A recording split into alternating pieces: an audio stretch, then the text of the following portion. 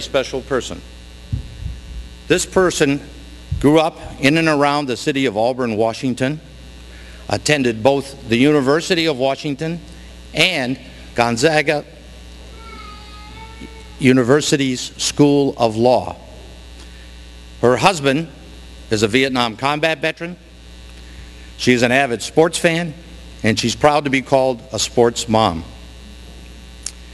She has served over 11 years as your Attorney General, and just last Tuesday in Olympia, she presented the 2011 State of the State Address to a combined meeting of the House and Senate.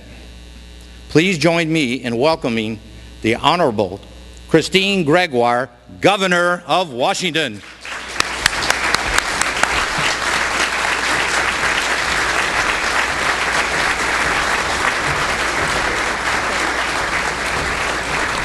Good morning. Thank you, Phil. Good morning, everyone. Mr. Mayor, thank you for welcoming me back to this great city of Lakewood and community at large. And Chief, thank you for your continuing wonderful public service. To all our distinguished guests, Representative Green, to our wonderful men and women serving in the armed forces, thank you, sir, for your service, and your wife for her support. For our wonderful president of our community college here, thank you, sir, for your service. To all of you and to all the family and friends who have joined here today, it's a delight for me to be back here in the community of Lakewood. We gather under very uncertain times in our state.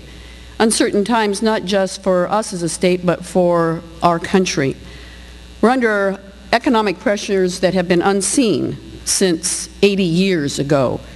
And we're asking people in our state to step up, to do more with less, to look out for their fellow brothers and sisters, to hold out hope for tomorrow in these very difficult and challenging times. Think about it for a moment. It's much like the time of Dr. Martin Luther King. In the time of great unrest in this country, a time of significant change, and a time where we were, as a country, being tested to our core. Well, I'm here to say that better days are ahead. A brighter future for our state lies out there for us. Our people, it is within reach.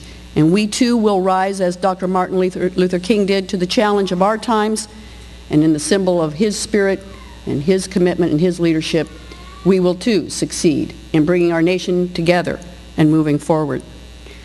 As I look out here, I think of each of you coming here today, spending your time. That is a symbol of the significance of what I'm trying to express by all of us coming together. You took the time to be here today to honor a man for his work, still unfinished, but whose legacy is a part of our American story. Dr. King taught us that love is more powerful than hate, that standing up for what you believe in is an act of courage, and that within each of us resides the ability to move mountains, to change lives, to shape our world. This community has experienced your share of tragedy and loss. When 4 brave Lakewood officers were taken from us, you did not respond with hate or revenge. You chose to reach out, to strengthen the community at large, to help the families of those fallen officers, to show everybody throughout this state and this nation that an act of violence would not define you, but the compassionate of your neighbors and friends would be the definition of this community. Your response reminds me of that outpouring of support that we have seen in the state of Arizona. Those victims, those injured, and their families, I ask each of you today to share your love and your prayers and ask them to have the same strength and courage that took you through that tragedy.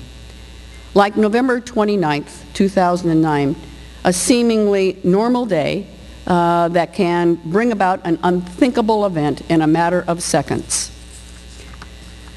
My challenge to you today is to use a few seconds of your time for the good of your community, for the good of our state.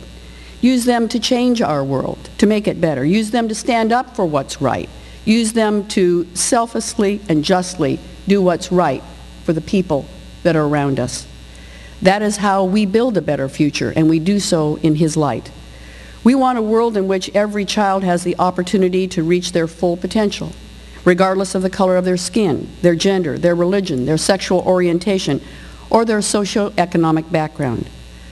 Dr. King was only 39 years old when he was taken from us, and he had accomplished more in that brief 39 years than almost anybody does in a full lifetime. I remember the words that night, as a kid myself, of Robert F. Kennedy, whose own brother, our president, just 5 years earlier, had been taken from us. Robert Kennedy had the same feelings that many did at the time, wanting to react with mistrust and hatred. They were the feelings that he probably had within himself, at least for a moment, upon watching the death of his own brother. But instead, he asked everyone to remember the message of Dr. King. He said, what we need in the United States is not division. What we need in the United States is not hatred. What we need in the United States is not violence or lawlessness, but love and wisdom, compassion toward one another. We need that today. We need that today in this community, this state, in Arizona, and throughout our country. Those are the values that we should celebrate. We've come together as a community to understand and embrace each other today. We've come here today to reaffirm our belief in equality and opportunity, the values that bind us together as a community, as a state, and as a nation. As you go today, I urge you to remember the words of Dr. King, to carry the spirit of him with you, to live that same selflessness with which he did. As he said, life's most persistent and urgent question is, what are you doing for others? Make these tough economic times a time for us to heal, a time of support for the most vulnerable among us. I ask you to continue to do for others in these very challenging times, to help a neighbor, to listen to a friend, to read to a child, to live the legacy of Dr. Martin Luther King. For as he said, I have decided to stick with love. Hate is too great a burden to bear.